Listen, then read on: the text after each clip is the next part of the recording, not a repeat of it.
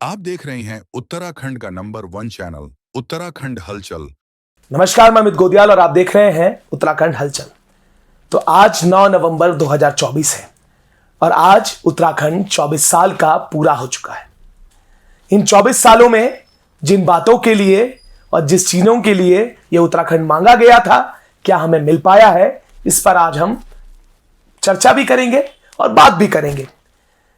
रोजगार के लिए यह प्रदेश मांगा गया, युवाओं के लिए यह प्रदेश मांगा गया, पर आज 9 नवंबर 2024 को तस्वीरें कुछ अलग नजर आई। आज एक तरफ जहां युवा सड़कों पर नजर आए, उन्होंने पुलिस भर्ती की आयु सीमा बढ़ाने को लेकर आंदोलन किया, सड़कों पर उतरे और पुलिस के साथ नोकझोंक भी उनकी हुई। यहां लगातार यह बात होती रही कि 24 वर्षों में आखिर क्या बदला। बदले तो सिर्फ चेहरे, बदले तो सिर्फ मुख्यमंत्री, बदले तो सिर्फ अलग नेता। अगर इन 24 वर्षों को देखा जाए, जो युवा एक सपने देख रहा था, रोजगार के सपने देख रहा था कि शायद अब प्रदेश अलग होने के बाद, एक नया प्रदेश मिलने के बाद रोजगार मिल सकेगा, पर जब 24 वर्ष के बाद हम ये तस्वीरें देखते हैं तो आज लगता है कि 24 वर्ष पहले जहां हम खड़े थे, आज भी वहीं खड़े हैं।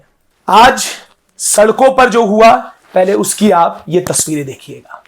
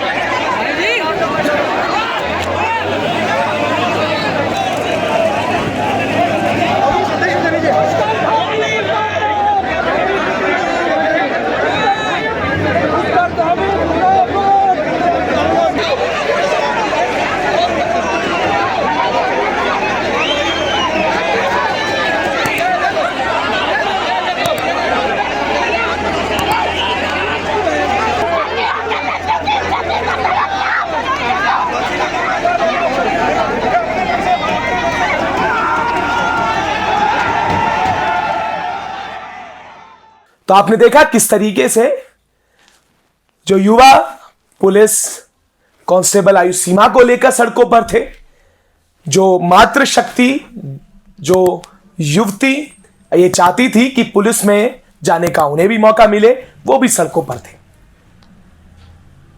दूसरी चीज ये रही कि युवाओं के लिए एक तरफ जहां भर्तियां भी आई, उसके बाद क्या हुआ, उसके बाद किस तरीके का खेल चला, उस पर भी बात कर लेते हैं। सपने देखे गए कि तमाम भर्तियां आएंगी और एक बड़ी परीक्षा होती है यूकेपीएससी, जिसको लेकर शायद युवा कई वर्षों से इंतजार कर रहा होता है। वैसे तो उत्तराखंड में भर्तियों के लिए कई साल तक इंतजार करना होता है, तो उसके बाद एक बार जब किसी पर कोई परीक्षा जब आती है और उसका प्री हो जाता है, और प्री के बाद जब मेंस की तैयारी, मुख्य परीक्षा की तैयारी जब युवक कर रहे होते हैं और ऐन मौके पर अगर कुछ ऐसे बदलाव कर दिए जाएं जो हिंदी मीडियम के लिए उपलब्ध ही ना हो, तो यह बड़ा सवाल बनता है कि आखिर एक तरफ जहां वो लड़ाई जो इसलिए लड़ी जा रही है कि आयु सीमा इसलिए बढ़ाई जाए कि भर्तियां नहीं आ पाई है। कोई भी भर्ती जो आज से 2014 में आई थी उसे 7 साल लग जाते हैं। तो आखिर इसमें गलती किसकी है, यह भी अपने आप में सवाल पूछना चाहिए। जो व्यक्ति 18 साल का 16 साल का 2014 में था, उसके बाद जब वो भर्ती 2017 में 2021 में रही होगी तो वो कितने वर्ष का हो गया होगा, ये अपने आप में बड़े सवाल हैं।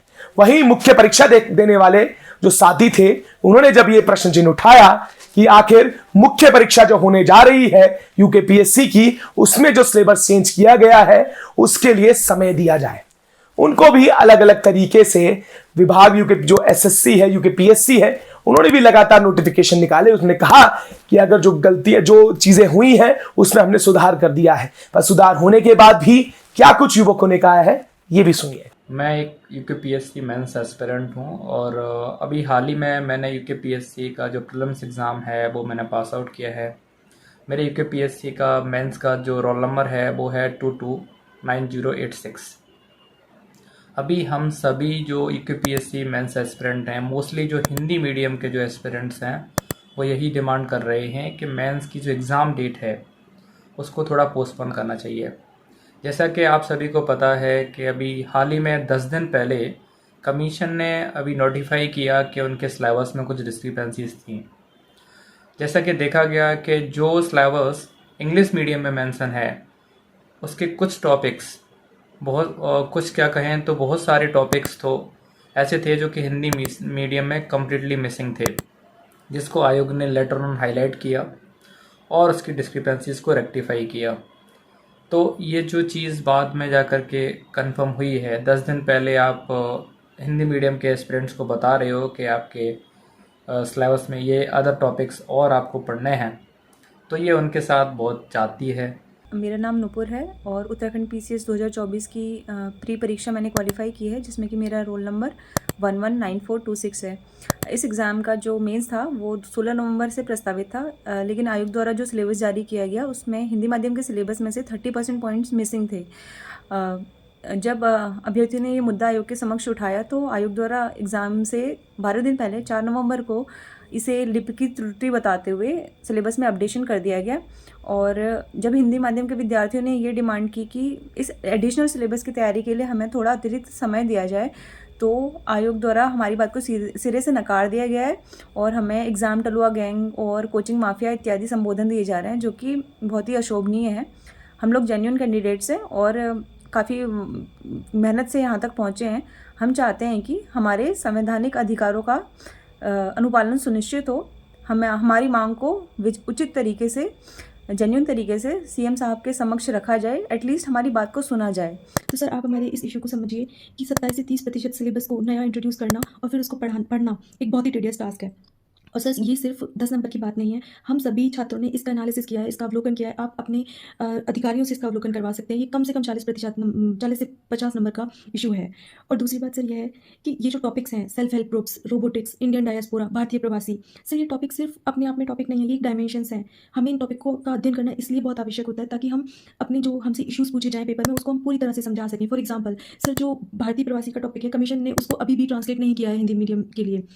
कि कोई भी संवैधानिक संस्था अपना एडमिट कार्ड निकालने के बाद अपनी परीक्षा का 30% सिलेबस जारी नहीं करती है, और आपका बाद में ये बोल देना कि 30% सिलेबस तो 10 दिन में हो जाएगा। जी नहीं, 30% सिलेबस करने के लिए काफ़ी समय चाहिए होता है। और उसके बाद विरोधाभास जताने पे आपका ये कहना कि हम बच्चे टलुआ गैंग हैं, हम बच्चे किसी कोचिंग इंस्टीट्यूट के माफिया हैं, कि जो हिंदी मीडियम के छात्र हैं उनके लिए लगभग 30% सिलेबस ऐड कर दिया गया कि ये 30% सिलेबस है, ये भी आपको पढ़ना है पेपर से 5 नवंबर को, जो कि हमने 7 नवंबर को लगभग वो देखा। मैं पता ही नहीं था कि वो सिलेबस ऐड हो गया, 7 नवंबर को हमने देखा। उसके बाद में कुछ बच्चों ने, जो हिंदी मीडियम के छात्रों ने ज्ञापन दिया आयोग में कि क्या कहते हैं, पेपर एक्सटेंड हो जाना चाहिए क्योंकि इतने टाइम में हम पढ़ नहीं सकते हैं इतना 30% सिलेबस। और कहीं इससे हिंदी मीडियम और इंग्लिश मीडियम के छात्रों के बीच में डिस्पैरिटी होगी, क्योंकि इंग्लिश मीडियम के छात्रों को जो ये सिलेबस है वो पूरा सही सिलेबस मिला है मार्च से लेके पूरे पेपर तक, और हमको जो सही सिलेबस मिला है वो मिला है 5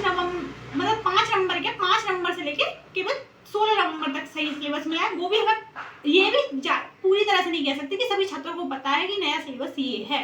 तो आपने सुना कि क्या कुछ इन युवकों ने कहा, युवतियों ने कहा।